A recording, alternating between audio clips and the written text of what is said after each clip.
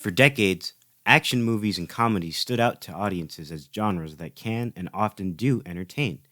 But while these two types of films have been established as distinct from one another, this notion has not stopped film crews from taking countless cracks at combining the two in ways that they believe to be fun.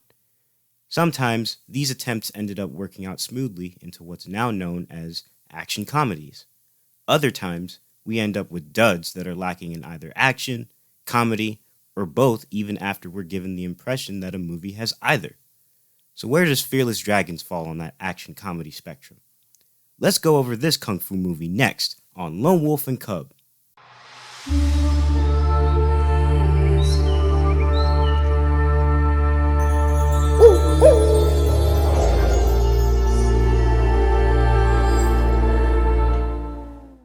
Fearless Dragons, also known as Two on the Road or The Fearless Jackal, is a kung fu movie that released in 1980, and it stars Brian Lung, Philip Ko, and Johnny Wang Lung Wei.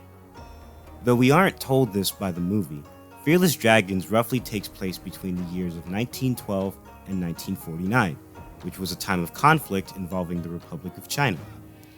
Our story begins in a town known as Ming'an, where Mayor Se Hung, played by Wang Lung Wei, talks to the townspeople about the success behind the large amount of money that has been collected for refugees and victims of an incident in Guangdong.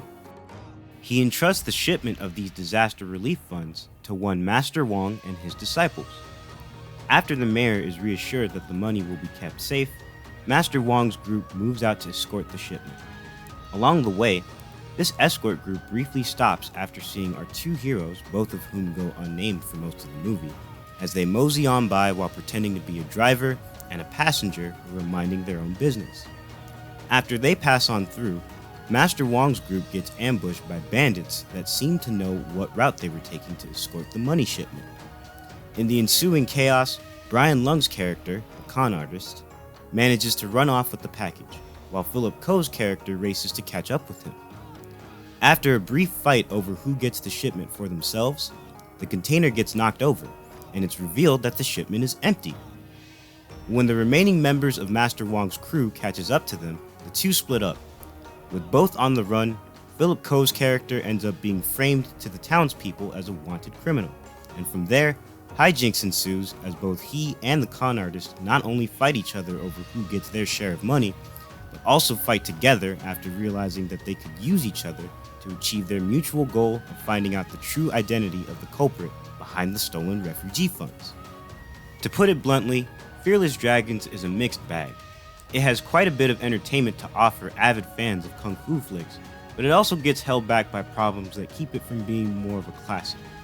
While this movie leaves its mark at times with memorable moments, it has a good share of pros and cons that put it smack dab in the middle of that spectrum between action and comedy that I went over earlier. So let's talk about it. The pros. For one thing, the chemistry between Philip Ko and Brian Lung is amazing.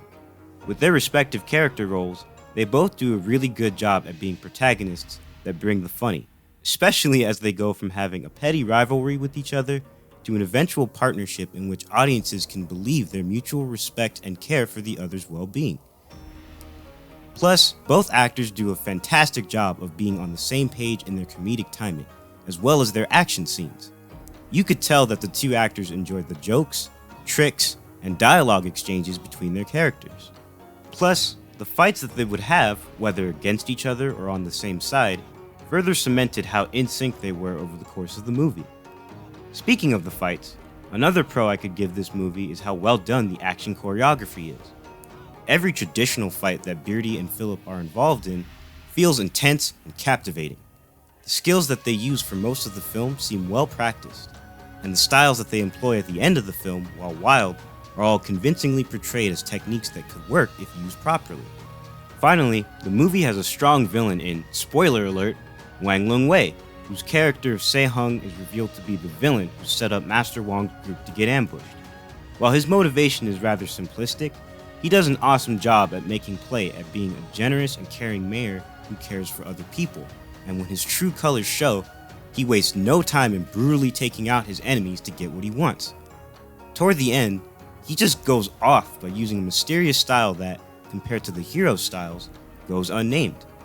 Still, with how much of a deadly threat he is shown to be by himself, I got the impression that he was the best one-on-one fighter in the film, and that whatever he had up his sleeves didn't need to be named since his approach was more than enough to beat either of the two lead characters on their own. The cons. As open as I am to the subgenre of action comedies and the type of entertainment they can bring, I felt like this movie was a bit lopsided because it didn't achieve the right balance of action and comedy that it could have. If this film was solely intended for comedy reasons, I could accept that, but with how much action is put into this movie, I expected there to be a more even distribution of both within the film. Instead, it felt like the comedy overwhelmed the action that was present in the film.